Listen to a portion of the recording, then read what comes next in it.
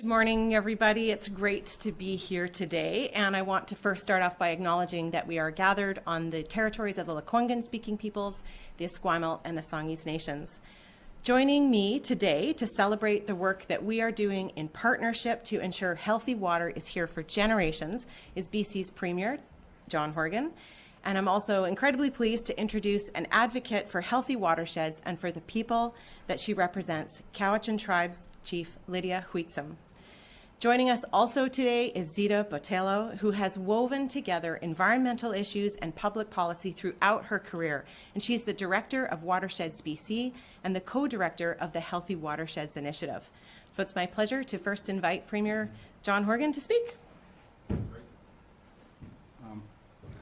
Thanks, Josie. And it's great to be here. I also want to acknowledge the traditional territory of the Lekwungen-speaking people, the Esquimalt and Songhees First Nation, and I want to thank both Zita and Lydia for being here today to help us get this announcement underway. It's a critical moment, I think, to have a strong watershed advocate like Zita and the chief of the Cowichan Tribes, who also has a long tradition of working to protect and preserve the watersheds in Cowichan territories, massive salmon rivers like the Coxsala and the Cowichan, and to have Lydia here today leading the Cowichan Tribes on their water sustainability activities is outstanding. And together, we're going to be protecting the Coxsala watershed, and it's the first of its kind water sustainability plan. And although it is the first agreement of its kind, it will not be the last, because we all know that climate change is here, it's with us, it's real, and we need, as British Columbians and as Canadians, we need to ensure that we're doing everything we can to protect what we have and preserve and prepare and adapt to the challenges of climate change, not just here in British Columbia and in Canada, but indeed internationally. Our Clean BC roadmap will be accelerating in the months ahead as we get towards our first targets of 2030. And then, of course, 2040, and then net zero by 2050. But as we do that, we want to make sure that we're not just focusing on emissions, we're not just focusing on profiles of transportation, housing, and so on. Our natural environment needs care and attention as well. And nothing is more important to the fabric of British Columbia than our river systems and our watersheds, which are the lifeblood, the veins of our spectacular temperate rainforest, and also our arid communities in the interior, as well as all of the other different landscapes that we are benefiting from here in British Columbia. And so why we're here today is to re-announce a $30 million budget commitment in Budget 2022. It complements the work that we started last year through the Stronger BC program, the Healthy Watersheds Initiative, where we saw over 800 people getting jobs working on our coast, working on our watersheds to protect and preserve those things that are so important to us. From monitoring the Elk River watershed in southeastern British Columbia to the work that Lydia and the Cowichan Tribes have been doing on the Cowichan River, as well as the Coxsala. In this year's budget, over 50 projects have already been approved across the province, and this funding will kickstart a wave of new initiatives designed to ensure that we're protecting our ecosystems, our rivers, our lakes, our watersheds, and our coastal areas. All of these will involve, in one way or another, Indigenous communities, but fully 50% of the programs that will be announced will be Indigenous-led, and of course the other 50% will be depending on collaboration and cooperation and a working relationship with rights and title holders right across British Columbia.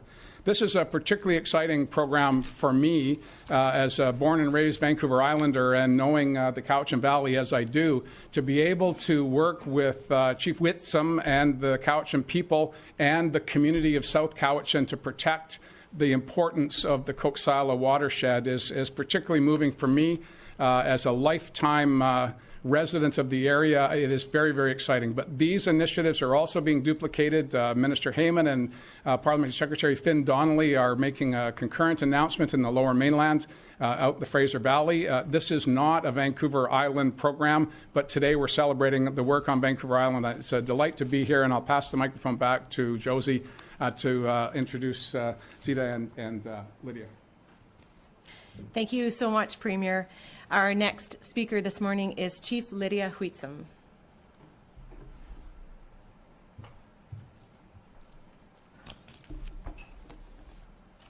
Ait squel, siam na sia, good day, respected ones. Ait sepri almost talks on the quail, thankful for all of us gathering for this announcement here today. Premier, Minister, thankful for the commitment, the ongoing commitment to watersheds and Healthy Watersheds Initiative. Lydia is my traditional name. Lydia Hwitsum, I'm the chief of the Cowichan Tribes. I just want to really take the time to acknowledge the valuable investments that have been made through the initial $27 million in the Healthy Watersheds Initiative, the ongoing investment, seeing so much value in terms of the movement towards collective efforts to work together, finding those ways that with the investments that are being made to work, bring Indigenous knowledge in to play, make better decisions in the best interests of our whole of watershed, all of our watersheds. So just wanting to acknowledge this valuable step today. Cowichan has long been a watershed champion and a watershed leader in recognizing the need for us to all work together to find those ways to collaborate between jurisdictions, recognizing the existence of Indigenous rights and title, and also moving forward in a way that the other jurisdictions who have authorities to make decisions, that we work together and make the best decisions we can in a whole of watershed thinking. So I'm very thankful to as well bring our Indigenous principles into play in the work that we're doing in Cowichan. Nutsamat, Kusiais, the Ka is a principle we've brought forward saying we will work together using the authorities we have to partner and make the right decisions for our watersheds and our water systems. In some of the work I just referenced, it's been over a decade now that Cowichan has worked to establish the Cowichan Watershed Board, bringing jurisdictions together to make decisions with respect to the well-being and planning for the well-being of our territories and our watersheds. This additional commitment it's such a positive step towards the value we see in Mother Nature, the value we see in working together to move forward. The recognition of Indigenous peoples and the co-development moving forward are critical pieces.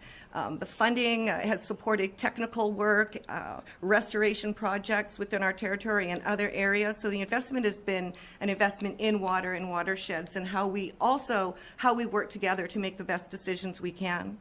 There's long-term governance and planning that needs to be done. These investments, I think, we see the value that's been added in terms of the amount of jobs, employment opportunities, and training that happens, but ultimately looking at the well-being of our water systems and watershed. The Healthy Watershed initiatives it's really served to empower. We've got young people out working. It's further empower Cowichan Tribes in our partnerships moving forward with the Cowichan Valley Regional District as well. I think the wonderful innovation, collaboration that will come from these continued investments, working with Indigenous peoples, is such a wonderful recognition of the value that we all collectively have when it comes to water, and our collective dependence on the well-being of our watersheds for the well-being of us as human beings and the rest of the beings that we share a watershed with. I lift my hands up, thanking you all for being here, recognizing the province for their continued investments, and just very thankful for us to forge together to find those opportunities to work together. So with that, I'll pause and hand the podium back. Thank you. Thank you so much, Chief Hwitsum. It's so wonderful to hear the passion in your voice. And I would now like to introduce another passionate woman about watersheds, Zita Bothelo, the Director of Watersheds BC.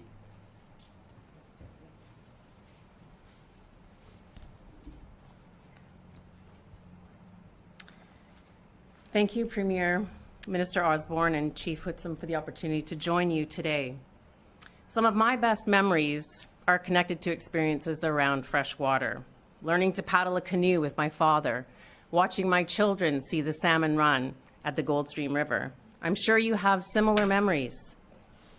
They connect us all to the powerful essence of water in our hearts and minds.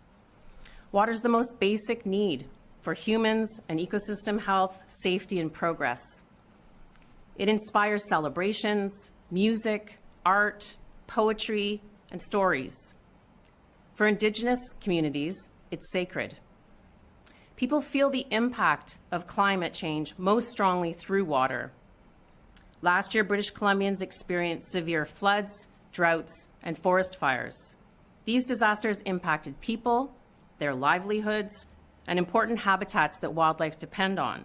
It was clear how our physical and social resilience are linked. We know that these climate threats will continue to grow, and proactive investments in our watersheds, like what we're celebrating here today, are the best line of defense against the climate crisis and can save billions of dollars from future climate disasters. As you've heard already today, our watersheds are the foundation of our health, security, and prosperity in BC. With healthy and secure watersheds, we have clean drinking water, healthy fish populations, water to grow our food, thriving local economies with good jobs that allow people to stay in their local communities. This new funding builds on the Stronger BC investment in the Healthy Watersheds Initiative, which was led by the Real Estate Foundation of BC. It supported 61 projects, and as the Premier mentioned, employed over 800 people. It demonstrated that investing in watersheds is a triple win. It creates jobs and contributes to local economies, supports climate adaptation measures that protect and restore critical habitats, and if it's done with respect and reciprocity, it strengthens relationships with First Nations. The results have been remarkable and inspiring. Results like the intergenerational learning that's happened on the land with the Stakai Learning Society and the Gitxsan Watershed Authorities. Good employment and training in communities such as Heshquiet, Alhauzit, and Tlaquiet First Nations. And climate resiliency in the Fraser Valley's Peach Creek Hugi wetland. As stewards of this new investment, Watersheds BC and Make Way Foundation are excited to build on the foundation of HWI, including implementing the learnings and principles shared by Indigenous partners and leaders. The funding will continue to advance Indigenous-led visions of watershed security and health, while making meaningful progress towards upholding the United Nations Declaration on the Rights of Indigenous People. Many partners and colleagues have spent decades working on fresh water, and this funding for watershed projects over the last 2 years has been a game changer. It demonstrates a critical turning point. These investments have changed people's lives. It's enabled communities to collaborate, create, and deliver solutions in their own watersheds. The BC government's committed to a watershed security fund, which can continue to build on the successes that we've seen to date and allow this important work to continue in perpetuity. It's an opportunity to lead the country, to develop a made-in-BC solution that creates a legacy of healthy watersheds in the present and for future generations, so we all can be proud of the places that we call home. I extend my deep gratitude to the water stewards, REF BC, and partners across the province for their leadership in this work. Thank you, Premier Horgan, Minister Osborne, and your colleagues for your support.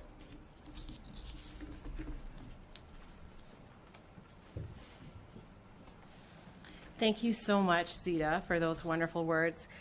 Chief Hwitsum and I needed to trade in our rubber boots this morning for our high heels before arriving today because we had the opportunity to be together on the territories of the Cowichan Tribes and take a first-hand look at one of the projects. And I want to thank Chief Hwitsum for welcoming me to the warm land and for sharing some of the work that she and her people are doing.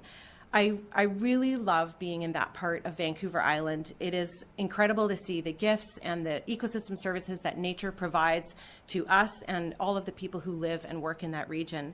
And being in a beautiful place like that, I think really reminds us the importance of restoring and caring for the environment. And it's work that we do with the full understanding that it's being done on behalf of our children and our grandchildren and for generations yet to come. When Premier Horgan announced the creation of the Ministry of Land, Water, and Resource Stewardship, it marked a real turning point in how natural resources will be stewarded and managed in the years ahead.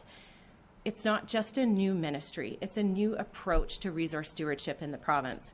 And it builds on the progress that we've already made working together on land, water, and resource management because we want the natural resources sector to support 3 goals that are important to us all: reconciliation with Indigenous peoples, environmental sustainability, and economic opportunities. And a cornerstone of my ministry's mandate is to ensure that water and watersheds are respected and valued, in part through the development of the Watershed Security Strategy and Fund, with support from the Minister of Climate Change and, the Minister of Environment and Climate Change Strategy. And watershed security encompasses several things. It encompasses the availability of high-quality water for healthy ecosystems and communities, safe drinking water for us all, and resilient watershed ecosystems, which are critically important for climate adaptation. We're creating a new vision for land and resource management in partnership with First Nations. And as Minister of Land, Water, and Resource Stewardship and Minister responsible for fisheries, I'm both proud and incredibly grateful that reconciliation is a core part of my mandate. Clean water and healthy watersheds are crucial to the well-being of our ecosystems and communities, and I really want to recognize the work that Cowichan Tribes and Chief Hwitsum are doing in restoring these important rivers, the Cowichan and the Cooksyla. When different levels of government come together and work together to achieve mutual goals, it strengthens those relationships and it builds mutual trust. Ongoing collaboration is absolutely critical to the work that we do to making better and more responsive decisions about land and water stewardship. I am fully committed to the work that I am doing and the tasks that our ministry, our new ministry, is undertaking. And it's work that we have to do, that we must do for the sake of the land and the water, but we also do it for the benefit of all British Columbians to ensure a healthy and resilient future. I'm so pleased that we could all be here together today to talk about the work that we're doing side by side and the goals that we're achieving together. Thank you so much, and I'll invite Premier Horgan to come back up to the podium and we can take some questions. Thank you. Thanks, Josie. Good. Yeah. Thank you, everyone. As a reminder to media on the phone line, please press *1 to enter the queue. You're limited to one question and one follow-up. We will start with questions in the room today. If you can remove your masks and speak loudly, please, so the microphones can pick up your voices. We will start with Binder Sajan, CTV. Premier, just wanted to ask you about something that happened in Victoria yesterday with the arson fire with the pastor of the Ukrainian church. Are you worried that that could be possibly a hate crime? Well, certainly the first thing I want to do is acknowledge and offer my sympathies to the families of Father Wisniewski. He and his daughters were fleeing a fire in their home, which is tragic enough. But when it's potentially an arson, potentially a hate crime, this is certainly something that British Columbians don't expect to wake up to. And certainly Father Wisniewski and his family have been through a tremendous ordeal over the past 24 hours. What we can do as a community is continue to stand with the Ukrainian community, not just here in BC, but indeed internationally, and speak out with one voice against the violence in Ukraine being perpetuated by Vladimir Putin and the Russian military, and talk instead about how we can come together, how the teachings of Father Wisniewski would be about turning the other cheek. It would be about forgiveness and reaching out to those who may well feel hate in their hearts, and try and soften that and bring them around to a more holistic way of thinking. But I just can't imagine how I would have responded if my family was burned out of their home, and we don't know yet as the investigation unfolds whether it was a hate crime, whether it was directed at people's faith, people's ethnicity. We don't know. But what we do know is that all British Columbians stand with the Wisniewski family today in unison, saying with one voice, we're with you and we're here to help. Binder, do you have a follow-up? And Premier, just wanted to ask you, good to see you back after your recent bout with COVID. Wondering just sort of, what your experience was like in terms of how contagious it was. Dr. Theresa Tam has said that Canada is in a 6th wave. Do you believe that British Columbia is in a 6th wave? And if so, do you expect that public health or perhaps individuals should maybe be paying attention and changing how they do things a bit? Well, I don't think people need to change their behavior because they should be following the guidelines that public health have put in place. They are no longer orders, they're guidance to citizens. Dr. Henry's been pretty clear that if you're in a public place, as we are here indoors, best to wear a mask, wash your hands, be conscious of your surroundings.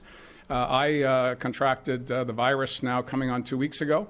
And I'm low on energy. That could well be a result of radiation treatments as well. So I've got a bunch of things going on in my life. My spouse became ill, but tested negative 3 times, but it was pretty clear to both of us that she was sicker than I was. So, and we were in the same house. I think, again, follow guidance, avoid other people. If you've got symptoms, certainly stay away from your workplace.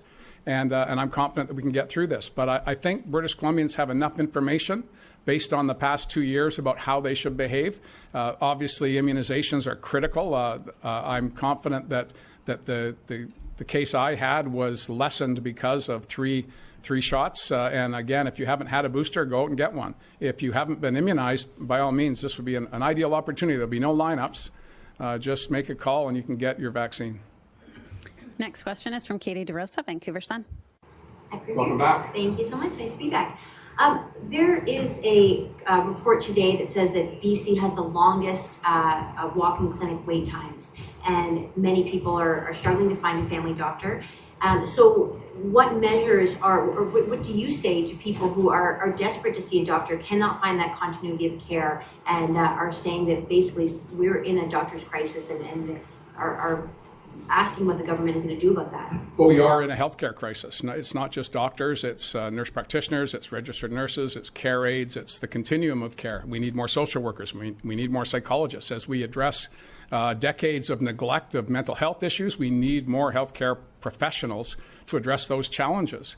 And I've been arguing as the leader of the Council of the Federation with the federal government that we need a massive infusion of cash from Ottawa to deliver our public health care programs here in Canada. It is what separates us from the United States. It's one of the proudest elements of our social safety net here in Canada is public health care, but it will continue to erode if we don't have a massive infusion of federal capital. When the program started, it was a 50-50 proposition. The feds put in 50%, the provinces put in 50%. It's about 80-20 now, 80% falling to provinces. Some provinces have more capacity than others. It's the challenges, whether it be in long-term care, doctor shortages, primary care issues, acute care, hip replacements, knee replacements, you name it. The lineups are getting longer because we don't have the resources to manage them. I'm confident that Minister Dix and his team have a plan, but the plan will take resources, and I'm working with other premiers and the federal government to get those dollars in place so we can build back the system we're so proud of here in Canada. Katie, do you have a follow-up? Yes, and according to a list released by the Russian Foreign Ministry today, you are among 61 Canadians who are banned indefinitely from entering Russia. What do you say to that? Well, I consider that a badge of honor, not for myself, but for British Columbia. The fact that we were able to catch the attention of a brutal dictator in the middle of an illegal invasion of a neighbor tells me that British Columbians stood up immediately and said, we are going to boycott Russian products. We are going to stand up and open our hearts and our homes to the Ukrainian people. I am proud to stand with the Ukraine, with Ukraine. I'm proud to stand with British Columbians who are working together to make life better for those that are fleeing violence. If the Russians don't want me to visit, I had no plans to go. But I guess I'll scratch that off my list of things to do. No longer on the bucket list if it ever was. Next question is from Mira Baines, CBC. Oh, my questions have already been asked, so I'm good. You can skip me. Thanks, Mira. Next question is from Richard Zussman, Global News. Premier, we have seen some significant disruption on the roadways in Metro Vancouver from old-growth protesters. Is there something more that can be done here? And is there anything different in your mind from what these protests are doing compared to the truck convoy folks that you so passionately spoke out against as they were heading towards Victoria? Well, again, thank you very much for the question. And it's not just in the Lower Mainland. There have been disruptions in the South Island. There are plans by this marginal group to disrupt other people's lives. And their objective, they've made it clear, you can find it on YouTube, their objective is not to save old growth, it's to make people angry. They want to provoke anger from citizens. That's not how you affect change in a civil society. I'm profoundly disappointed that these small group of people are so self-absorbed and think so highly of their opinions and their so-called rights that they feel it's okay to intrude in the rights of other British Columbians. I reject it categorically, and I'm hopeful that there will be consequences for their actions, significant consequences. Richard, do you have a follow-up? To the question Katie was asking, one of the things that this survey found was that people in Victoria are waiting twice as long to get into a walk-in clinic now as they did before the pandemic. We are the only province in Canada that has seen wait times go up. Is this acceptable for people to access their primary care system, that they are waiting longer now than ever before to walk into a clinic? Well, firstly, 100,000 more people came to British Columbia last year, and that puts a strain not just on our healthcare system, it puts a strain on childcare, education, housing. So people are coming to British Columbia because it's a desirable place to be. The economy is firing on all cylinders. We've talked today about 800 jobs that were created working on watersheds to protect and enhance the essence of life, water. So British Columbia is a desirable place to be. As more people come here, more than have come since the 1990s, we're going to need to build out more services. And that takes me back to my first order of business, which is to make the case to the Prime Minister and his team that they can't continue to pick and choose where they invest in healthcare. Provinces deliver services, whether it's British Columbia, Manitoba, or New Brunswick. And we need to address these challenges in different ways depending on where we live in the country. But there is one common link, and that is our Canadian citizenship and our desire to protect public health care. The federal government needs to get in the game right now and put in place the funding formula we'll need to increase funding over time so that we can have a human resource strategy to bring in more nurse practitioners so that we can alleviate the doctor shortage for a period of time. There are compensation questions. We're into bargaining. We've got significant inflation in the marketplace. That's going to have an impact on a whole bunch of things. And in order to address that, we need more cash from Ottawa. It's as simple as that. But I don't want people to take away from that that this is about an accounting principle between two orders of government. It's about delivering services that people depend on. And that's done by people, whether they be doctors, nurses, or other healthcare professionals. And we need to say to all those people who stood up and went to work over the past 2 years, putting themselves at risk during a global pandemic, we need as a society to say, we have your back. We're going to bring on more resources to reduce your workload so you can continue to do the important things you do to keep us all healthy and safe. Next question is from Lisa Yusta, City News. Hi, Premier. You just mentioned about inflation, and the one question today, just what can the province do and what is your responsibility and can you do in the immediate for people who are struggling with these issues like inflation, like increasing grocery costs and gas costs? Well, we've taken an initiative to reduce drivers' costs through using ICBC. Having a public auto insurance agency allowed us to do that without disrupting the provincial budget in any meaningful way, and I think that was a good first step. We have much more that we need to do. The challenge, of course, is that monetary policy is ultimately the responsibility of the federal government, and we've seen increases in interest rates. That's going to be a challenge for many, many people, particularly in a red-hot housing market where people have perhaps mortgaged a little bit further than they would have been comfortable with based on low interest rates. So there are a whole bunch of challenges that we face in our economy nationally and, quite frankly, internationally. That at the root of it all, of course, will be inflation. And then that's a result of 2 years of pent-up demand that is now being asked for at a time when supply doesn't exist. I've seen, I didn't want to weigh into the Sunwing issues about travel, but when you've had 2 years of no travel and all of a sudden a desire for people to get out and about, the infrastructure is not there to address that, and that has cost consequences as well. So we're going to continue to focus on what we can do, and that means making sure that we're reducing costs like childcare, making sure that the costs the province puts on to people are as small as they can possibly be. No tolls on bridges, no medical services premiums. A whole host of initiatives that we have taken to reduce costs for people as also reduces inflation over time.